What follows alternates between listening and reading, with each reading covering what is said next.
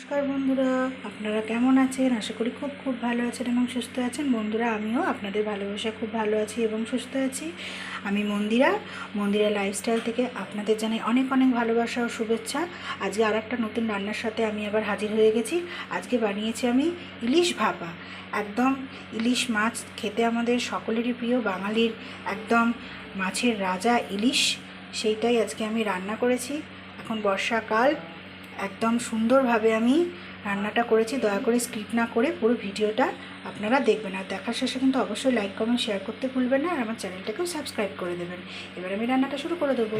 বন্ধুরা, আমি ইলিশ মাছের ভাপাটার জন্য নিয়েছি এখানে ইলিশ মাছ, কাঁচা লঙ্কা, আর এখানে সাদা কালো সর্ষে পেস্ট করা, আর এই মিক্সির জারের মধ্যে আরেকটু আমি এখানে নিয়েছি একটু অল্প পরিমাণ 2 চামচ মতো টক দই, সেটাকে একদম মিক্সিতে ঘুরিয়ে পেস্ট করে নিয়েছি। আর এখানে নিয়েছি এখানে আমি সর্ষের তেল, আর আমি এটার মধ্যে একেবারে নুন দিয়ে দিয়েছিলাম যাতে সর্ষেটা তেতো না হয়ে যায়। এবার আমি এই ভাপাটার জন্য যেটা সবথেকে একটা ইম্পর্টেন্ট জিনিস, সেটা হলো একটা পাত্র লাগবে। এরকম ছড়ানো একটা আমি টিফিন বক্স নিয়েছি।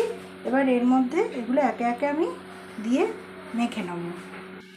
এই যে বন্ধুরা, আমি এখানে একটু সর্ষে আগে এটার মধ্যে এরকমভাবে মাখিয়ে নেব।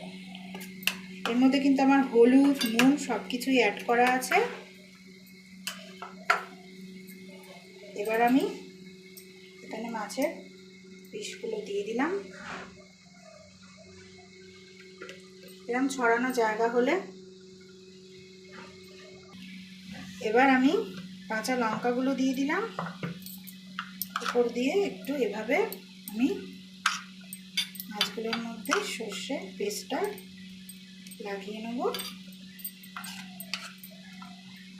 আর এখানে আমি টক দইটা ফেটিয়ে রেখেছিলাম মিক্সির মধ্যে, বন্ধুরা এভাবে আমি দিয়ে দিলাম।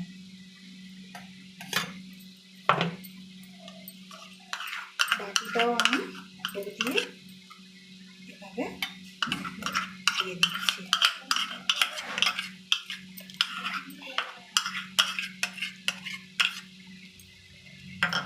এর মধ্যে একটু অল্প পরিমাণ টক দই দিলাম, খেতে কিন্তু একটু অন্যরকম লাগবে।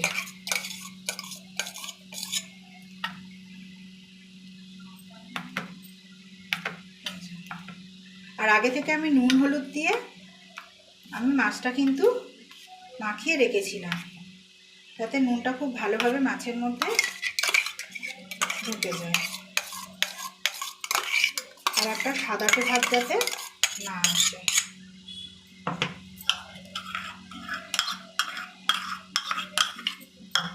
এতে একটু কাঁচা সর্ষের তেল আমি অ্যাড করে দেবো। বেশি করে কাঁচা সর্ষের তেল বন্ধুরা দিয়ে দিলাম।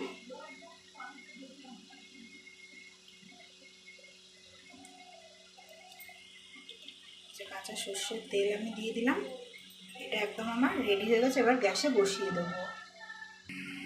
বন্ধুরা দেখুন, একদম খুব সুন্দরভাবে আমি ইলিশ মাছগুলোর মধ্যে সর্ষেটা একদম সর্ষে আর দই দিয়ে আমি সুন্দরভাবে মাখিয়ে নিয়েছি। এবার আমি এটা ঢাকা দিয়ে দিলাম, তো সুন্দর করে ঢাকা দিয়ে দিলাম। এবার আমি কড়ার মধ্যে এই যে একটা স্ট্যান্ড নিয়েছি আর অল্প জল দিয়ে দিয়েছি। গ্যাসের আগুনটা আমি জ্বালিয়ে নিয়েছি। এবার একটু গরম হয়ে আসলে আমি টিফিন বক্সটা বসিয়ে দেবো। গরম হওয়ার অপেক্ষায় রইলাম। বন্ধুরা দেখুন, জলটা কিন্তু আমার এই যে গরম হয়ে এসছে। এবার গ্যাসের আগুনটা একটু এবার এই আস্তে করে দিয়ে দিলাম, দিয়ে আমি টিফিন বক্সটা বসিয়ে নেব। বন্ধুরা টিফিন বক্সটা আমার এই যে বসানো হয়ে গেছে। এবার আমি একটা বড় থালা উপরটা চাপা দিয়ে দিলাম। এবার আধা ঘন্টার জন্য আমি গ্যাসের ফ্লেমটা আস্তে করে রেখে দেবো সেদ্ধ হওয়ার জন্য মাছগুলো। আধা ঘন্টা পর আপনাদের সাথে আবার আমার দেখা হচ্ছে। আমি আধা ঘন্টা পর চলে এসেছি। এবার আমি ঢাকনাটা খুলে আপনাদের দেখাচ্ছি। বন্ধুরা, কড়া থেকে আমার নামানো হয়ে গেছে ইলিশ ভাপাটা। এই যে দেখুন কত সুন্দর একটা হয়েছে, খেতেও কিন্তু খুব দুর্দান্ত হয়। আপনাদের প্লেটে নামিয়ে দেখাচ্ছি। বন্ধুরা, ইলিশ ভাপাটা আমি প্লেটে নামিয়ে নিয়েছি। দেখুন কত সুন্দর দেখতে হয়েছে। আমার যদি রান্নাটা আপনাদের ভালো লেগে থাকে তাহলে অবশ্যই ভালোবেসে একটা লাইক কমেন্ট শেয়ার করতে কিন্তু ভুলবেন না। আর নতুন বন্ধুরা যারা যারা দেখছেন আমার চ্যানেলটাকে সাবস্ক্রাইব করে দেবেন। নেক্সট আরেকদিন আরেকটা ভিডিওর সাথে আবার দেখা হবে। ততক্ষণের জন্য আপনারা ভালো থাকবেন, সুস্থ থাকবেন, সুরক্ষিত থাকবেন। আর এতক্ষণ দেখার জন্য আমার ভিডিওটা অসংখ্য ধন্যবাদ। টাটা।